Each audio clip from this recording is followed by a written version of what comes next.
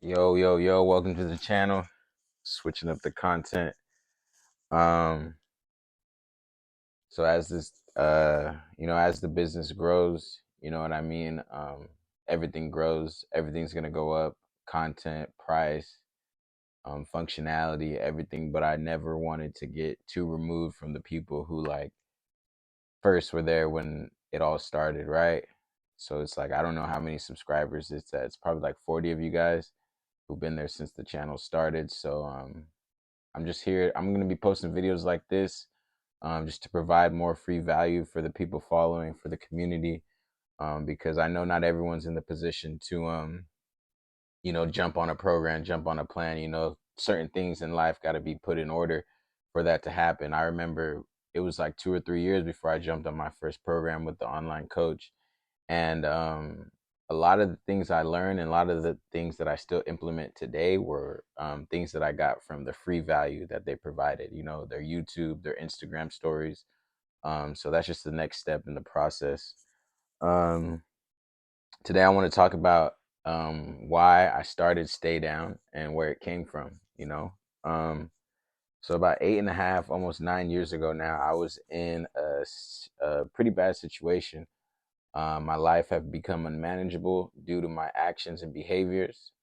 I was forced to I was either gonna have to go to jail or something bad was gonna happen to me, or I was gonna have to do something bad to someone else. So I was left with two options, do that, get caught, go to jail, have them do it to me, or get out the way. And I believe any smart man, any real man, you got to know when it's time for you to bow out or get out the way.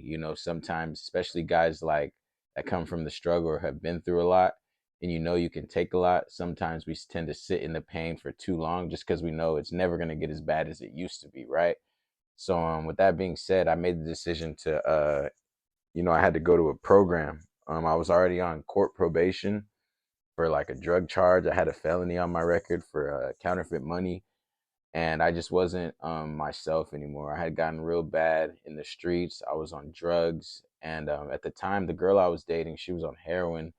And she had left to get clean too for herself, and she said if I didn't get clean, she'd never see me again. And I missed my dad's birthday that year. I was like only 18 or 19. I couldn't really do much for him anyway, but the shame and guilt of missing another birthday for my dad kind of was enough for me to be like, all right, maybe I could do something different, right? So I'm in this program in East Palo Alto, and this guy, he would come every day with his red-nosed pit bull, and his saying was stay down. He's all, I gotta stay down. He's all, this disease, this addiction is out to get me, I gotta stay down.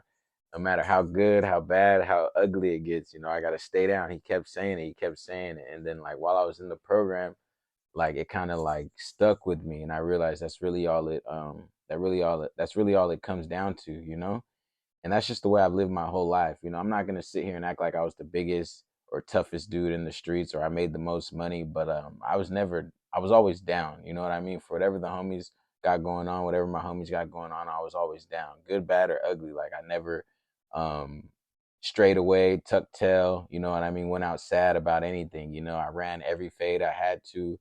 Um, did everything I was supposed to in that capacity, right? So that's where it came from. And like that's just how I live my life. So now today, it just means finish. You know what I mean? No matter how bad, how good it is, or how ugly it gets, stay down just means finish. You know what I mean? When I was living that lifestyle, I had to stay down no matter what, good, bad, or ugly. You see it all the way through until you see your window to, get out of it, because that's the goal when you're living like that. No one wants to live like that forever. I feel like today in today's society, a lot of dudes are portraying like this image of like this super hard, super tough, super active persona. And at the end of the day, bro, that life is nothing but a life of pain, anguish, low vibrational. You always got to look over your shoulder, worry about who's really for you. You don't know who's being their true selves when you're around them. So it's just and that's really ultimately what the system wants. The system wants men from the age of 18 to 35, sick, weak, not being able to decipher their own thoughts. You know what I mean? Because I believe that's the generation that decides what's next to come in the future. You know what I mean? And if you keep that demographic weak, soft, quiet, not sure of themselves, it gets real easy to manipulate the next couple years, right? And like now I live completely opposite, you know what I mean? I live completely opposite. I know today, I don't have to try to be anything outside of who I actually am.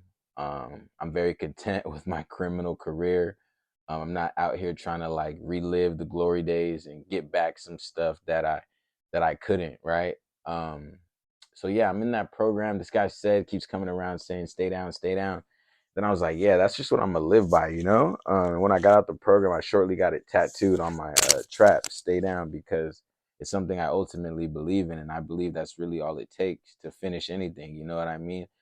It's not to say you'll win. It's not to say you'll get your desired result. But if you stay down to the end, you'll understand exactly why you either got it or didn't got it, right? And so that that's where the basis of it came from. And as life went on, I got out the program. I went back to school. I played JUCO, got myself a scholarship to Benedictine College. It's NAI school. Like I graduated in 2014, so like, and this was before all the new rule changes, so I really only had 1 year to play D1 or D2. So I was like, I'm trying to maximize this money, maximize my time. And honestly, at the time, I knew like I had just got out that program, and I knew like I wasn't ready to just work a 9 to 5 all day, you know what I mean? Because I see so often when people get in like recovery, or they get in they go to rehab, they end up just like being excited and happy about being clean. They get hella fat, they get a car, they get a girl, they get some new shoes, and they're just happy they're clean. Because for a lot of people, that just to get clean is tough. And I understand that, you know what I mean? I've been there. But I knew from the jump, like I'm meant for more. I'm not just here to get clean, you know what I mean? Like getting clean was like not hard, I just had to be removed out of the situation. But I knew I wanted more for myself. So I went back to school, played football. My first year, we went to the Natty. I was redshirting, so I didn't get to play in the game. But then after that, we were almost in the conference championship every year. My last year, we made it to like the final four, I think, or the top 8 quarterfinals. I got a bunch of big ass rings. I got a bachelor's in mass communications and journalism. I minored in entrepreneurship. Um, and I also got my master's of business administration. I chose communications because like I honestly didn't know what I was gonna major in, dude. Like I came straight from the neighborhood, bro, straight from the park, standing in the park with a pocket full of stuff I shouldn't have had, you know what I mean? And I wasn't coming home till it was gone. So like when it came to communications, I didn't really know what it was. You know what I mean? All I knew was Mac Dre, standing for Master at Communicating. You know what I mean? And that's always played in my mind growing up because I love Mac Dre. I'm from the Bay Area. You know what I mean? So I grew up on Mac Dre, Andre Nicotina, Smoothie, Livewire, Jay Stalin, all that good stuff, Filthy Rich. So it's like communications I knew was my thing. And then I talked to a few of my boys who had already been in college, and they said that's like what we're best at, communications. But I didn't understand what it really came with it. It's more than just communicating and verbal communication. It's audio, visual, video, photography, broadcasting, journalism, right? So I got there, I majored in that. It made sense. The school had a real like outdated communications program. So like a lot of the stuff I learned in school was like outdated in my opinion, but I knew the way traditional media was going was coming to this, and I always saw this coming. So I knew I wanted to be in the mix, and be aware of like what's going on in the internet, right? So I did that, got the minor in entrepreneurship because I've always wanted to own my business. I didn't always know this, but I just always had a feeling like you got to own your business. You know what I mean? I always wanted to be a boss. Like everybody knows you coming up in the neighborhood, like you want to be a boss. You don't want to be a runner. You don't want to be, you don't want to answer to no one. Like everybody got to answer to someone, right? Nobody's bigger than the program. But at the end of the day, we all want to be bosses out here, right? So I knew entrepreneurship was something I needed. And the master's, like I said, I wanted to get it in communications, but with COVID and the way things happened, I was supposed to go to the UK to a school to get my master's and play football, but they didn't have it in communications. And then we got a new coach at my school, and we were very sure we were going to the Natty in the next year and a half or 2 years, and he offered me the master's at like 75% paid. So I got my master's for like 9K, 8K, I think. which is super good, right? And that's going to help me forever. Masters of Business Administration is really all you need when it comes to master's degrees in business, right? Because I've always seen myself as someone like running my own business, running my own brand. That's just always how I felt about myself, like when it comes to anything, I've always had the utmost confidence and belief in myself, right? Um, so yeah, I got in touch. It was COVID. I was home one day, and I stumbled across the Wes Watson video. You know what I mean?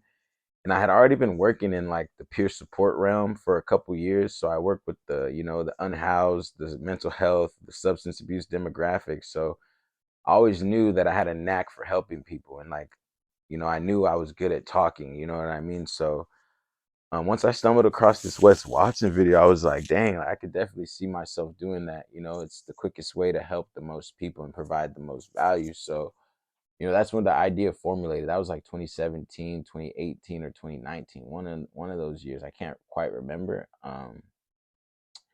But yeah, that's where the idea formulated. But I always felt like, can't do it now. I'm in college. I gotta focus on school. I'm gonna wait for the perfect time, this, that, and the other.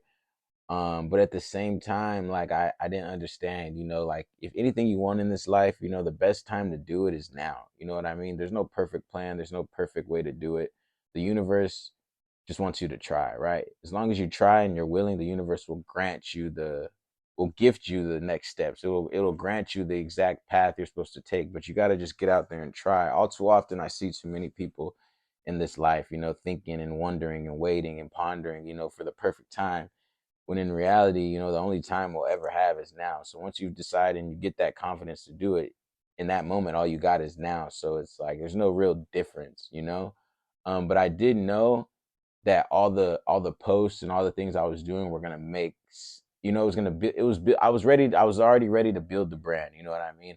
I wasn't I wasn't too hooked on getting clients or like selling things like that, but I was just preparing myself for this stage. So the posts, things I was posting at the time, no one really knew, but I knew this is all gonna make sense in 10 years. You know what I'm saying? So we're at year 8, almost year 9, and now it all makes sense, right? So that's where it all came from. It was a mixture of like the life I had already lived, and then the way Wes Watson had broke it down on film, on camera. um it's damn near the same. We're coming from the same lifestyle. You know what I'm saying? Just different parts of California, different races, but the struggle's the same. I believe, a lot of people believe like, oh, we're all so different. You can't, you know what I mean? People think everybody's one of a kind or we're all special, but yeah, we're all uniquely our own individual. But at the end of the day, like, we're all way more similar than we think. When I feel pain, when I feel hurt, when I feel heartbroken or anger, you know what I mean? It's the same as when you feel it, right? Like the circumstances that led us to feel these emotions and feelings may have been different, but that actual feeling, and I believe this wholeheartedly, is the same, right? So it's a common misconception that people think we're so different. But that's not the case, you know what I mean? And that's why at the end of the day, like, I know for myself that this helps me. And I know for myself the things I went through, um hurt, they cause me anger, they cause me pain, and I know and I believe that everyone will eventually either go through the same pain or experience the same hurt or experience the same anger. So what I could do is just, give my experience, my strength, and my hope, and hopefully like somebody out there can take something from it. That just goes to say about the point about Wes Watson. I know I didn't do no 10 years in prison, you know what I'm saying? But like, I was a pretty active child from like age 8 all the way to like 19. I did like a lot of dumb things and made a lot of bad decisions that I'm not proud of, mentally, physically, and spiritually, to myself and to other people. So I knew that, it was perfect for me to, jump in this lane and dive into this realm. So that's pretty much where Stay Down Fitness comes from, and how it got created. I'm gonna be dropping a lot of videos like this. I'm gonna try to get consistent, doing every day. I work a 6 schedule.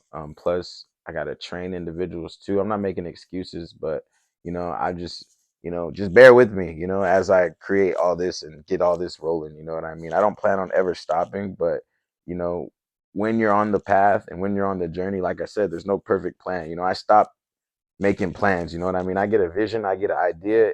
I feel like it's a good idea one time and I go for it. You know what I mean? I've learned that that's the best way to do it, right? Like when I left my neighborhood to go get clean, like I didn't know what was going on. Like I didn't know anything about where I was going. I did know that I had like people in that area that have, done the same thing, but I had no idea what to expect for my life. If I would have had a plan then, I would have sold myself short, right? You can't plan for going to rehab, getting clean, getting the scholarship, and going to the natty the first year you're there. You know what I mean? You can't plan for that type of stuff. They say make plans and watch God laugh at them, because usually He has something in store way greater for us, way better for us. And all He wants us to do is just keep faith and try. And the way you distribute or display the most faith in God, Allah, the universe, whatever you choose to call it, it's like you go all in for your goals, all in for your aspirations. You know what I mean? You act as if already, and it'll bring it in quicker than you expect, but it's all about having that faith and taking that leap, and just starting. Once you start without no real plan and without no real destination, that displays the most faith in the higher power and your higher power. So that's about it. I'm about to probably record another one to drop tomorrow. So yeah,